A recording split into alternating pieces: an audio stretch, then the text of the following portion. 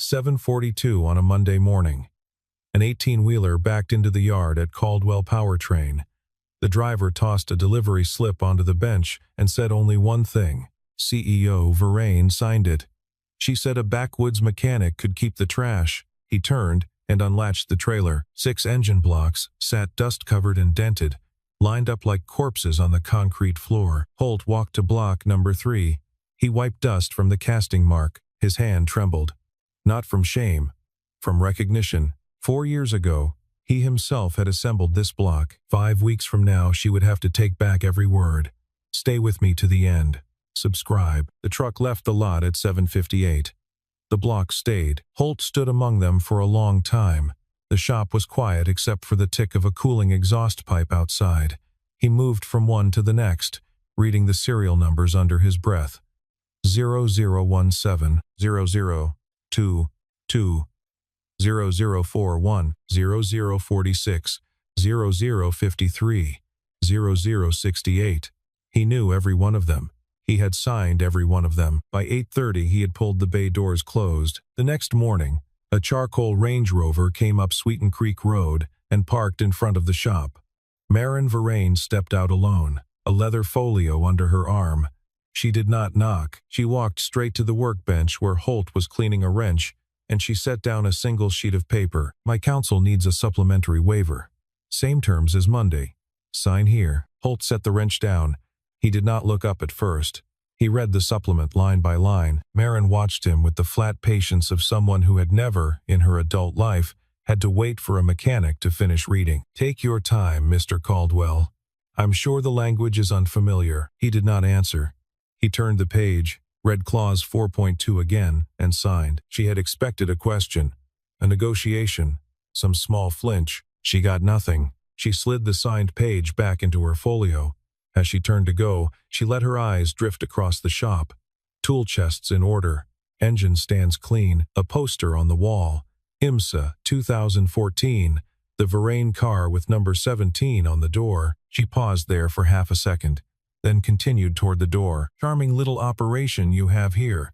Very rustic. She closed the door behind her without waiting for a reply. Holt listened to the Range Rover pull away. He spoke once to the empty room, the way a man tests a thought to see if it holds. Are you sure you don't want to keep block number 3, Miss Verrain? It was not for her. It was for the part of himself that was already deciding what came next. In the corner of the small office, a child looked up from a paperback. Wren was 9. She had her mother's eyes and her father's quiet. Dad. Your hand was shaking again. I'm all right, sweetheart. He crossed the office, opened the bottom drawer of an old steel desk, and lifted out a folder yellowed at the edges. Inside were technical drawings, hand-annotated, signed at the bottom corner. H. Caldwell, Chief Powertrain Engineer. He laid the folder on the desk and sat down beside Wren. I'm going to be busy for a few weeks, kiddo. I have an old friend to call tonight. Wren leaned against his arm. The lamp on the desk threw a soft yellow circle around them both. Is it a good friend? Yeah, the best one I've got left. That night, after Wren was asleep, Holt picked up the phone and dialed the one number in his contacts he had not called in 3 years. Dell, it's me. I need you at the shop. There's something you have to see in person. Dell Mosby arrived the next morning at 6:15 in a Ford F-150 that had seen better decades. He walked into the bay, stopped 4 steps inside, and did not speak for a full minute. He crossed to block number 3, knelt, read the serial, and looked up at Holt with wet eyes. Verrain was actually going to throw them away. Holt handed him the disposal contract. Dell read it once and shook his head slowly. 4 years of your life. Right here, on this floor. He stood, brushed the dust from his knees, and turned to face Holt fully. You need to hear something. Wallace Verrain picked you himself in 2009. 3 other candidates were already vetted. He overruled the whole engineering committee for you. He told me once you were the only man he had ever met who understood what a heritage engine was supposed to feel like. Holt did not answer. He had known some of this, not all of it. And the reason you left in 2018, it was not only Eleanor. The board, mostly Voss, sat on your severance for 93 days while she was getting sicker. $2.4 million. They told you it was contingent on a non-compete you could not sign without giving up your own designs. You walked away with nothing. Wallace was in Geneva when it happened. He came back to fire Voss, and he had a stroke before he could finish the paperwork. Holt set both hands flat on the bench. Marin doesn't know any of that. She doesn't know who you are. She doesn't know who Voss is. She walked into her father's company a year ago, with grief in one hand and a balance sheet in the other, and Voss has been steering her ever since. I'm not going to tell her. Dell studied him for a long count. You're going to fix 6 engines and let her think you're a mechanic she insulted. I'm going to fix 6 engines because they deserve to be fixed. The rest is hers to figure out. Dell exhaled, long and slow. All right. What do you need? Crankshaft for number 5, sleeves for number 1, and your hands for 8 weeks. You've got them. That same evening, in a glass-walled office on the 32nd floor in Charlotte, Marin sat at her desk reviewing a quarterly forecast. She closed the laptop and let her eyes drift to the framed photograph on the credenza. Her father, Wallace, in 2014, standing beside a man in a white lab coat and safety glasses. The other man's face was half hidden by a hard hat brim. She had passed that photograph 1,000 times. She had never asked who he was. She turned off the desk lamp and gathered her coat. At Caldwell Powertrain, Wren carried 2 mugs of cocoa out to the bay. She handed one to Dell.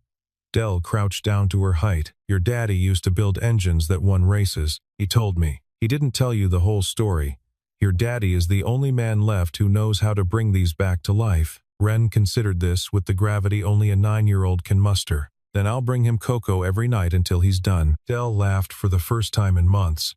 Holt watched them both from the bench, and for the first time in 4 years, he did not feel alone in his own shop. By Thursday of the first week, Holt and Dell were running on 14-hour days. Block number 1 was on the machining table. Block number 5 had been stripped down to the bare casting, waiting for its custom crankshaft. Holt's hands moved with the certainty of muscle memory 8 years old. That morning, Marin's assistant called. Counsel needed one more signature, and Miss Verrain would prefer to handle it in person at a neutral location, the Double Mountain Coffee House, downtown Asheville, 10 o'clock. Holt washed his hands twice. He did not change his shirt. The flannel had a streak of black across the cuff that would not come out, and he did not pretend it would. The coffee shop was full at 10.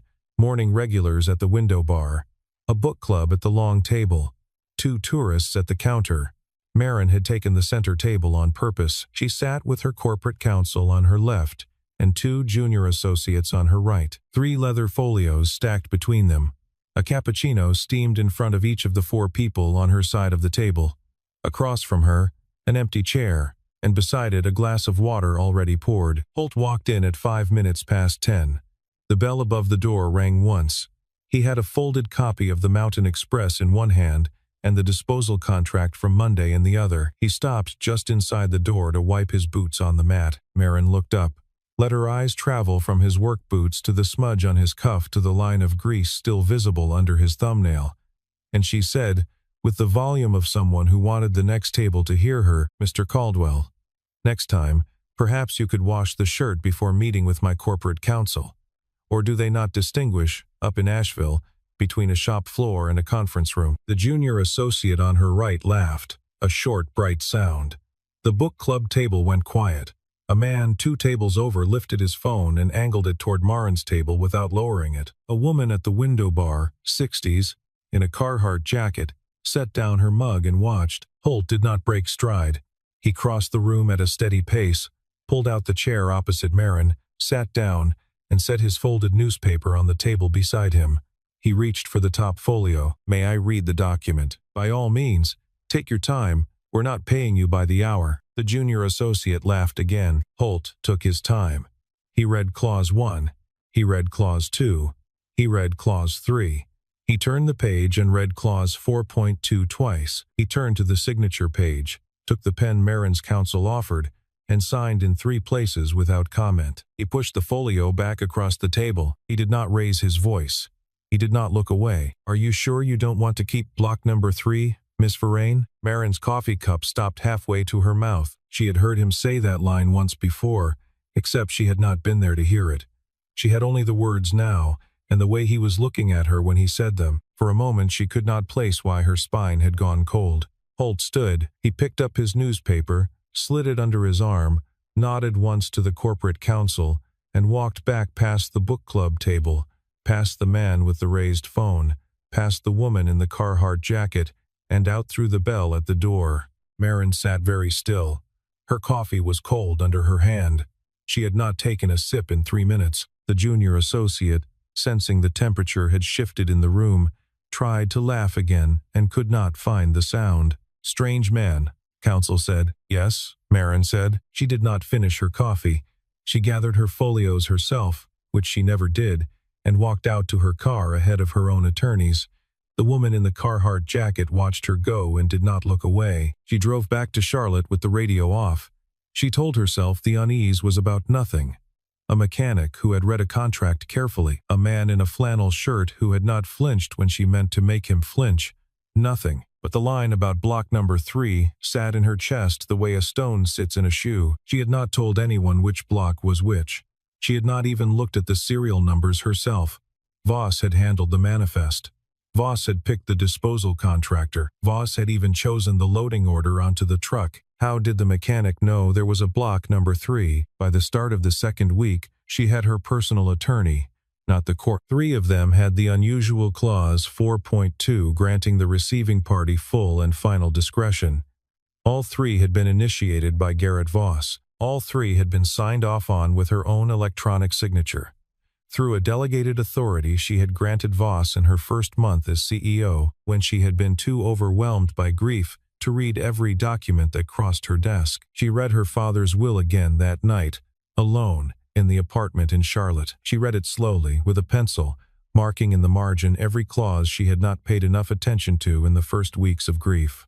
There were 6. One of them stopped her. The VP-7 Heritage engines shall not be destroyed, transferred, or liquidated in any form without the written consent of the original chief powertrain engineer. She read the clause 3 times. She underlined original. She underlined chief powertrain engineer. She did not know who the original chief powertrain engineer was. She had never thought to ask. On Wednesday, she drove back to Asheville without telling her office. She walked into Caldwell Powertrain at 4 in the afternoon, and the first thing she saw was Del Mosby standing at the parts bench, sorting valve springs into 2 trays, one labeled keep and one labeled replace. She knew him. 22 years at Varane. She had seen him at her father's funeral. He had stood at the back of the room and had not come forward to speak to her. "Mr. Mosby." Del looked up. He glanced once at Holt, who gave the smallest nod, and then he looked back at Marin. "Ma'am, what are you doing here?" "Helping a friend." She turned to Holt. He was at the machining table, sleeves rolled to the elbow, a micrometer in his hand. Block number 3 sat on the bench beside him, honed, oiled, lifted onto a clean cradle. It no longer looked like a corpse. It looked like something waiting. "Who are you, Mr. Caldwell?" "A mechanics." Mechanics don't get Del Mosby driving down from Black Mountain to sort valve springs for free. Holt set the micrometer down. He looked at her for a long count. He did not answer. She held his gaze longer than she had held anyone's in a year. She did not feel anger. She did not feel suspicion. She felt something she did not have a name for. She left without asking again. That night she pulled the framed photograph off the credenza and held it under the desk lamp. The man in the lab coat and hard hat. She still could not see his face, but she could see his hands resting on the bench beside her father's. Long fingers, a wedding band. A small scar across the back of the right knuckle. She had seen that scar 3 days ago, in a coffee shop, gripping a pen. The third week, Marin came to the shop 3 times. She did not announce a reason. The first time she sat on the wooden chair in the small office and drank a cup of the coffee Holt had on the burner. The second time she brought a paperback and read it. The third time she walked out into the bay and stood 10 feet from the bench where Holt was timing the valves on block number 1. She watched his hands. Ren came in from school at 4:15. She set her backpack on the office chair, walked into the bay, saw Marin, and stopped. "You came back." "I came back. Do you want to read with me?" "I have a book about engines." Marin opened her mouth to say no. She said yes. They sat in the office, the book between them on a low table. Ren explained the 4-stroke cycle the way only a serious 9-year-old can. Intake, compression, combustion, exhaust. Marin laughed once. It was the first time she had laughed since her father died. At the bench, Holt slowed his hands. He did not look up. He did not stop working. But he wiped the same shaft 3 times. The next morning she drove to Black Mountain and parked outside Del Mosby's house. She rang the bell. Del answered in a faded Varane racing shirt with motor oil on his fingertips. Mr. Mosby, who was the original chief powertrain engineer for the VP7 program. Del looked at her for a long second. He still had a non-disclosure that had outlived its purpose by years. You've met him. Where? You already know where. She drove back toward Asheville. She did not go to the shop. She parked across the street, 200 yards down, and watched the yellow light fall through the bay windows. She saw Holt show Wren how to hold a small torque wrench. She saw him laugh at something the girl said. She did not go in. Friday morning, Voss appeared in her office with a slim file folder. You need to see this. Holt Caldwell, the recipient of the Heritage engines, may be in violation of the non-compete he signed in 2018. If he successfully restores VP7 specification, we have grounds to sue, recover all 6 units, and collect damages. He set the folder on her desk. On top was a photograph from 2014. Holt at the powertrain bench, Wallace's hand on his shoulder. Marin looked at the photograph for 10 seconds without breathing. Let him finish. The minute the first one runs, we file. He loses everything. She closed the folder. She did not move it. She did not return Voss's gaze. Thank you, Garrett. Leave it with me. When he was gone, she put the folder in her bottom drawer and turned the key in the lock. She did not know what to do. She did know one thing. Voss had built this file. Voss knew exactly who Holt was. Voss had still signed the disposal order, which meant Voss had wanted Holt to receive those engines. On Monday of the 4th week, Marin drove back to Asheville with a wooden box on the passenger seat. The box was 11 inches wide, 6 deep, fitted with a small brass clasp. She had found it in her father's personal safe 2 weeks after his funeral and had been unable to open it. Unable, then unwilling. The key had been in his desk drawer the entire time, taped to the underside of a leather blotter. She set the box on the bench in front of Holt. Her hand stayed on the lid for a moment before she lifted it away. My father kept this in his private safe. I have never opened it. I want you to open it with me. Holt wiped his hands on a clean shop rag. He undid the brass clasp. The box held 3 things: a folded letter on Wallace's personal stationery, the cream paper with the small embossed V in the corner, a small black USB drive on a steel keyring, and a sealed manila envelope marked Codicil in Wallace's handwriting. The letters slanted forward the way they always had been. Marin opened the letter first. It was dated June 2017. It was addressed to Wallace's private attorney and had never been mailed. She read it aloud, her voice steady through the first paragraph and then quieter through the rest. Wallace had discovered, through an internal audit he had commissioned without telling the board, that Garrett Voss had been embezzling through false disposal contracts since 2015, $4.7 million over 26 months. The disposed assets, mostly Heritage engines and prototype castings, had not been destroyed. They had been sold privately to collectors in the UAE and Japan, routed through a chain of shell companies registered in Delaware and the Cayman Islands. The letter included account numbers, dates, and the names of 2 brokers who had handled the transfers. Wallace had written that he intended to fire Voss the following month. He had also written that he intended to reinstate Holt Caldwell as chief powertrain engineer, with a full restoration of the $2.4 million severance the board had withheld, plus interest. He had died of a stroke 3 weeks after writing the letter. The day after Marin's 34th birthday, Marin set the letter down on the bench. Her hand was steady. Her breath was not. She opened the codicil envelope. The document inside was notarized, sealed, and signed by 2 witnesses she did not recognize. It named Holt Caldwell as Heritage Engineering trustee in perpetuity, with 12% equity in Varane Holdings, contingent upon the formal reinstatement of the VP7 program. The USB held the full ledger of Voss's false contracts, names, buyers, wire dates, cross-referenced against internal Varane disposal manifests. Marin did not cry. Her hands settled very slowly onto the bench, one on either side of the open box. I signed a paper giving you $4,000 to haul away 6 engines worth millions. I was a fool. You weren't a fool. You were lied to. There is a difference. Why didn't you tell me at the start? Because you didn't know who I was. Telling you wouldn't have changed the engines. You would have looked at me and seen a man making a claim, with no way to verify it, in a shop in Asheville. I needed to save them whether you believed me or not. She looked at him for a long time. The light through the bay window caught the line of his jaw, the gray at his temple, the scar on his right knuckle. My father chose you. Your father was a good man. He never told me about the codicil. I would have refused it if he had. I'm not my father, I know. But you can be yourself. Ren came in from the office with 2 mugs. She handed one to Marin. The cocoa had a small marshmallow floating in the middle, slightly off-center, the way a child pours it. Dad says when people are sad they drink cocoa. I made it for you. Marin took the mug. She did not drink. She held it in both hands, and she did not let it go for a long time. That night, from a parking lot in West Asheville, she called her personal attorney. Emergency meeting. Tomorrow morning, 7 o'clock. Bring every disposal contract from the last 3 years, and Henry. Do not tell anyone, especially not Garrett. By the end of the 5th week, engine number 1 was on the dyno mount. The dyno room was a small concrete annex behind the main shop.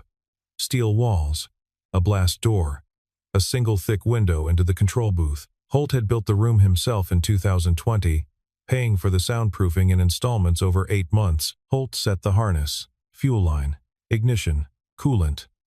He checked each connection twice, then a 3rd time. He had not slept more than 4 hours a night in the past 2 weeks. His hands were steady. Ren sat in the booth with ear protection and a paperback. Dell stood at the data console. Marin stood beside Holt, 3 feet from the engine itself, the smell of fresh oil and warm metal in the air. She had taken off her jacket. Her sleeves were pushed up to the elbow, which was something he had never seen her do. You start it. Me. Your father always had someone from outside the engineering side start the first one. He said it was how you knew the engine would accept a new pair of hands. She set her palm on the ignition switch. She looked at him once. He nodded. She pressed it. The starter motor cranked. The engine coughed. It caught. The V8 settled into the deep, even idle that VP7 had always been known for, and the dyno needles began to climb. Holt's eyes did not leave the gauges. Torque rose. Horsepower rose. Thermal output stayed inside the green band. The console logged 612 horsepower at 6,300 RPM, 4% above the original 2014 specification. Dell exhaled, the sound almost a laugh. What did you do to the valve timing, son? I had 8 years to think about how to do it better. Marin watched the engine she had paid $4,000 to throw away pull its own weight on the dyno. She did not move for a long minute. The vibration came through the concrete floor into the soles of her shoes and up through her shins. She remembered, suddenly, sitting on her father's shoulders at a test session in 2004, holding her hands over her ears while he laughed. Then she picked up her phone and walked to the corner of the room. She made one call. Mr. Bellini. Marin Varane. I have 6 restored VP7 engines, better than original specification. Dyno verified. The voice on the other end paused. Who certified them? Holt Caldwell. The pause was longer this time. Holt Caldwell, the original chief powertrain engineer of the VP7. Yes. I will take all 6. 500,000 each. 3 million total. I will have my technical team in Asheville within 48 hours for acceptance. We can wire the deposit tonight. Veren. I have been trying to buy these engines for 7 years. I know. I read the file last night. Marin set the phone on the bench. She walked back to Holt. He had cut the engine. The dyno was cooling, the gauges drifting down through the green. You didn't need me to sell them. You could have sold them yourself the day I left. You needed them. I needed them fixed. The selling was always yours. Why? Because they were not mine to sell. Your father built the program. You inherited it. I only built the engines. She did not answer. She put a hand on the cooling shroud and held it there until it stopped being warm. That Monday evening, Voss came to her office in Charlotte with a sealed envelope and a soft, satisfied smile. He had brought 2 of his own attorneys. He had brought a press statement. I think we're ready to file. Caldwell completed the first engine yesterday. We have him. Marin slid an unmarked folder across the desk to him. It was not the folder he had given her 2 weeks earlier. He opened it. The first page was a wire transfer record from a UAE shell company, June 2016, signed Garrett A. Voss. The color went out of his face by the third page. By the fifth page, his hands were no longer steady. She pressed the intercom. Security. Please escort Mr. Voss out of the building. Now. The Wednesday after, Marin walked into the Varane boardroom with 3 folios and Holt beside her. He wore a clean flannel shirt. He did not pretend it was a suit. The board had been told only that the meeting concerned a fiduciary matter of significant scale, and that the COO would not be present. There were 9 board members. 3 of them had been on the board when Wallace was still alive. 6 had been added in the 18 months since. Marin laid out the evidence in 42 minutes. She did not raise her voice once. The false disposal contracts, $6.8 million in embezzlement across 9 years. The UAE wires, the Japanese wires, the $2.4 million withheld from Holt's severance in 2018, traced to a shell account Voss controlled. Del Mosby's signed statement, sealed and notarized that morning by Marin's personal attorney. The Wallace letter. The codicil. The board sat very still. The lawyer at the end of the table cleared his throat twice and asked no question. When she finished, the silence held for almost a full minute. Someone at the far end finally asked about the $3 million from Bellini, wired this morning. Full amount. To the corporate operating account. No commission taken by Caldwell Powertrain. Mr. Caldwell waived the commission in writing before the sale closed. Who restored the engines? Marin nodded toward Holt. This man. The original chief powertrain engineer of the VP-7. The man my father chose in 2009 and was unable to reinstate in 2017 because he died first. She presented the codicil. 12% equity, Heritage Engineering trustee. The vote was unanimous before she had finished reading the motion. 3 of the older members of the board stood. One of them, a man who had known Wallace for 40 years, walked the length of the table and shook Holt's hand without speaking. The VP-7 program was reinstated by board resolution within the hour. Holt was named Chief Powertrain Engineer, reporting directly to the CEO. Not through the COO chain. The $2.4 million that had been withheld in 2018 was authorized for immediate disbursement, with 9 years of interest at the federal funds rate. Voss was indicted by the end of the week. His assets were frozen pending forfeiture. The press release was drafted by Marin herself and went out on Friday morning. When the meeting let out, Holt and Marin walked together to the parking garage. The afternoon light came in low through the concrete pillars, slanting across the painted parking lines. They were not touching. They were walking at the same pace. You're not moving to Charlotte? No. Ren's school is in Asheville. The shop is in Asheville. I'll commute 2 hours each way, twice a week. I'm used to longer drives.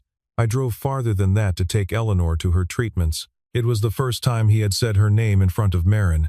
He did not stop walking when he said it. She stopped beside her car. She did not open the door. The keys hung loose in her hand. Or, I could come to Asheville more often. You could. She looked at him. The light caught the edge of her jaw and the line where she had set it against the day. Thank you. For the 6 engines.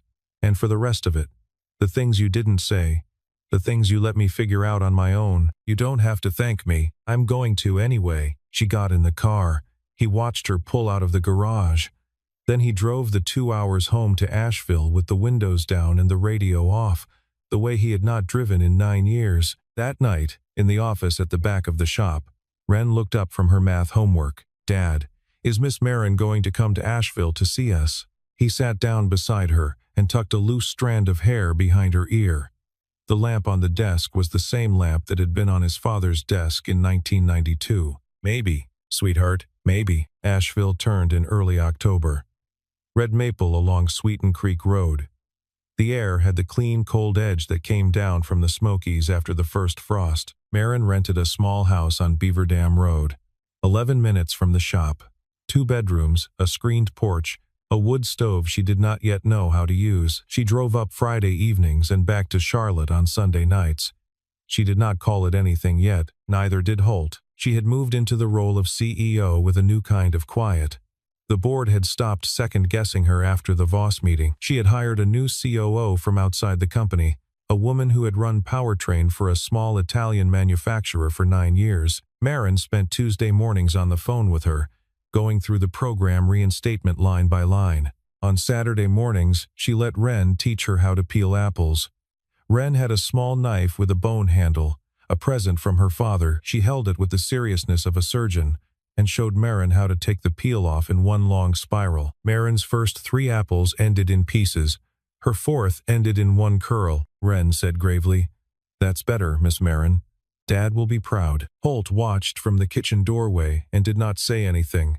The kettle whistled behind him, and he turned away to lift it off the burner. When he turned back, Marin was teaching Ren how to fold the peel into a small rose, the way her own mother had taught her in 2004. In the afternoons, he took her into the shop.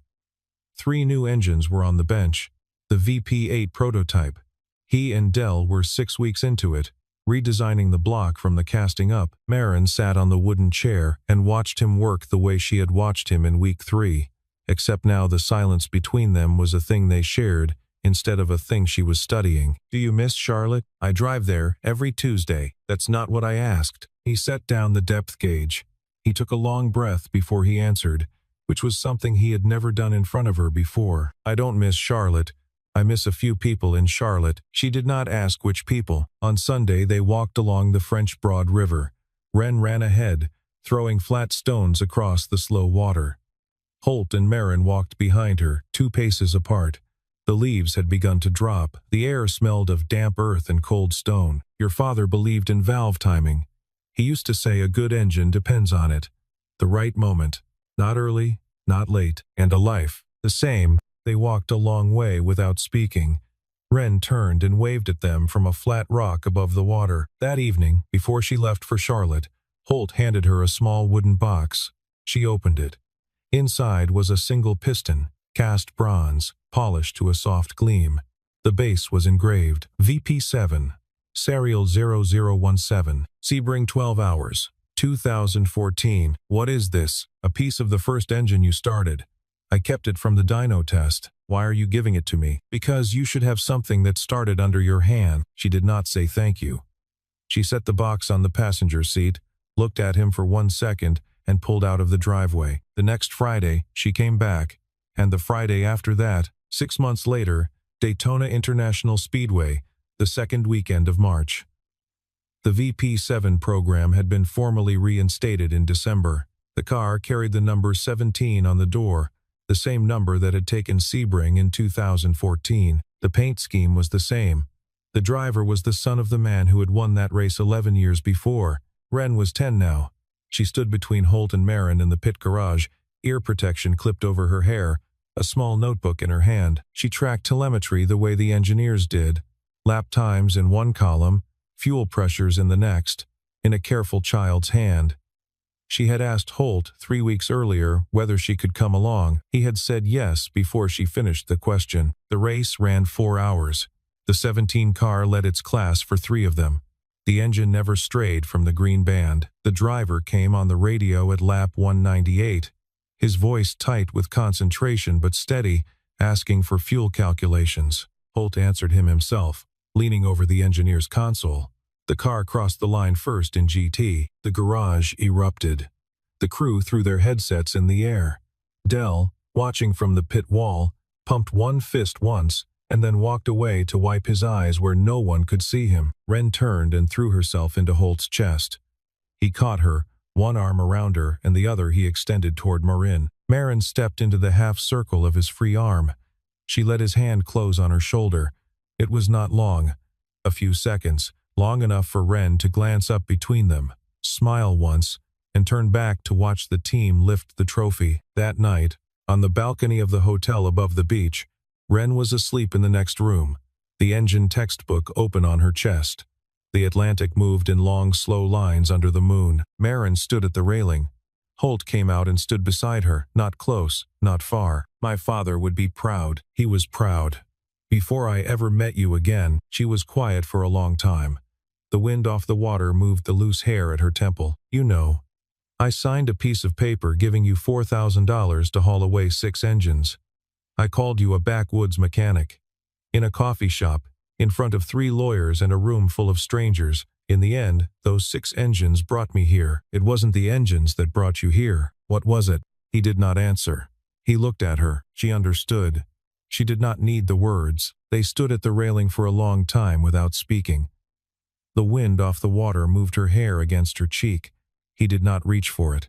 She did not move away. She placed her hand on the rail beside his, not touching. Close. He thought then about what Wallace had said in the shop in 2017. A good engine depends on valve timing, the right moment. Not early, not late. He thought about Eleanor, and the 4 years he had walked through alone with Wren, and the 6 dust-covered blocks on the concrete floor 7 months ago. He thought about the woman who had stood in his bay in a charcoal Range Rover and called his shop rustic, and how she was standing beside him now at a railing above the Atlantic, in a place neither of them had planned to be. Maybe a life had valve timing too. Maybe Marin had come not too early and not too late. Maybe she had come exactly when he was ready to let another person walk into the shop without breaking what he had carefully kept. She turned her face toward him in the dark. She did not say anything. The waves kept their long, even rhythm below them. In the next room, Wren slept with the engine book rising and falling on her chest. Some things did not need to be lit to be known.